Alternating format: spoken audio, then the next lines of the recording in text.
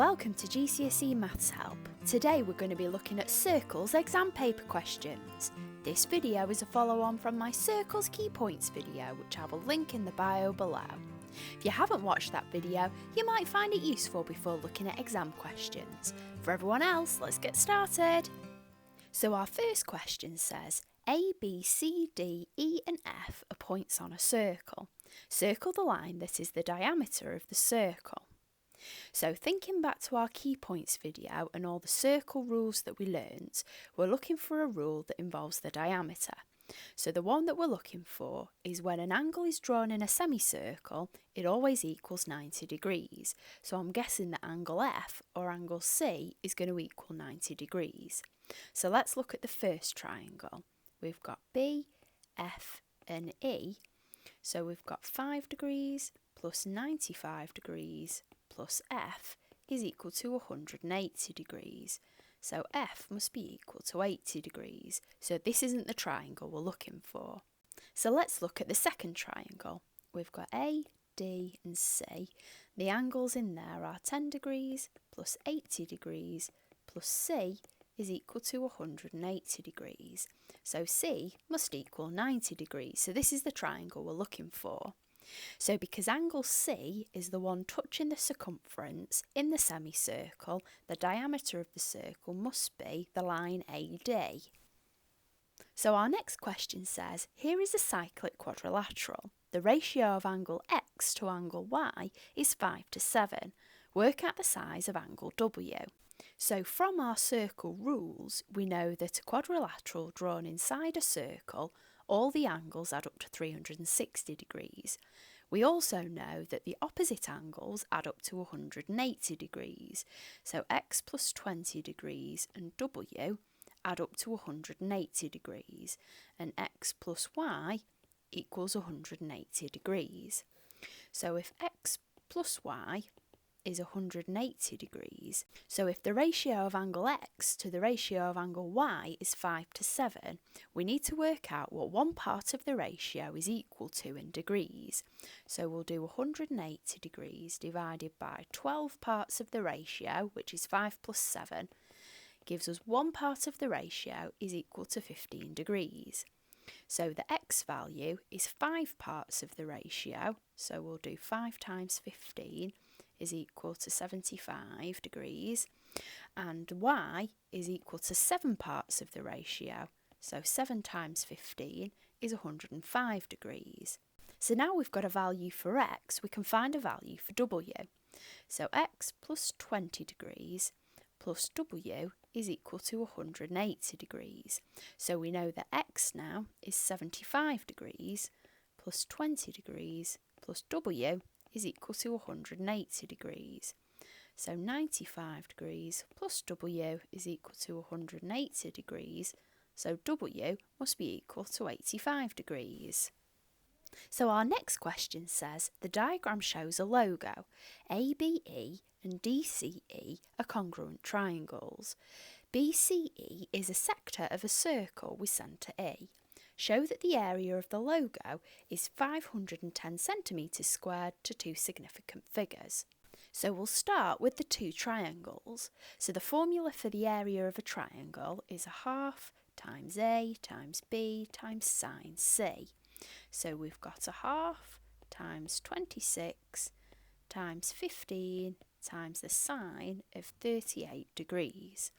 So on our calculator, that gives us an area of 120.05 centimetres squared. So we need to times that by 2 for the two triangles that are congruent, so that means that they've got the same area. So for the sector of the circle, we learnt in the key points video that the area of a sector is the angle divided by 360 degrees times pi r squared. So to find out the area, we're going to have to work out what the radius is. So because that's one of the sides of the triangle, we can use the Cos Rule to work out the length of it. So our Cos Rule is a squared is equal to b squared plus c squared minus 2bc cos a.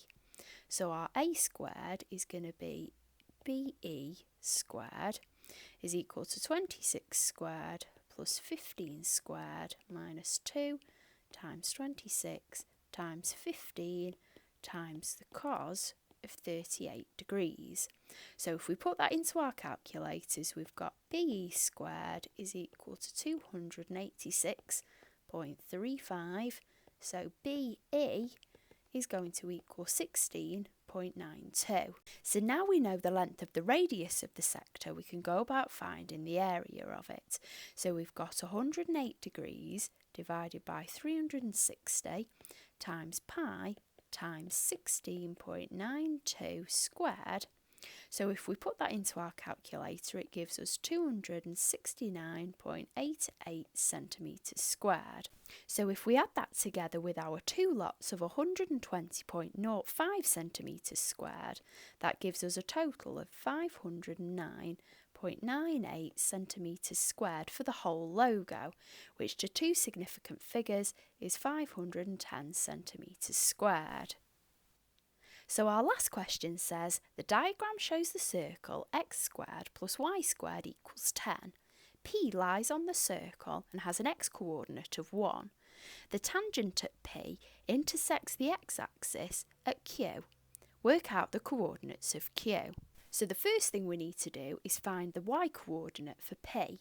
So if the x-coordinate is 1 and we've got plus y squared is equal to 10, y squared must equal 9. So y is equal to 3. So the coordinate for P is 1, 3. So next we're going to find the equation of the tangent.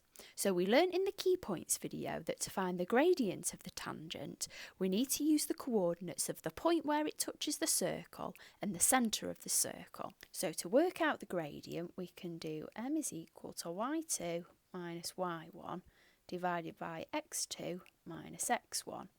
So our gradient is going to equal our y2 coordinate, which is 3, minus our y1 coordinate, which is 0, divided by our x2 coordinate, that's 1, minus our x1 coordinate, that's 0. So our gradient is going to equal 3 divided by 1 is equal to 3. So if this is the gradient of the circle at that point, the tangent is going to be the perpendicular gradient. So the tangent gradient is going to be minus 1 divided by 3. So to complete the equation of the line, we're going to put the p coordinate into our equation. So we've got y is equal to mx plus c. Our y coordinate is 3 is equal to a third times 1 plus c. So 3 must equal minus a third plus c. So c is going to be equal to 10 divided by 3. So the equation of our line is y equals minus a third times x plus 10 over 3. So now we have the equation of the line, we can work out the q coordinate. So it crosses the x-axis, so y must equal 0 at that point. So we've got 0 is equal to a third times x plus 10 divided by 3. So if we times both sides by 3 and minus 10, that gives us minus 10 is equal to minus x. So x must equal 10. So the coordinate of q is 10, 0.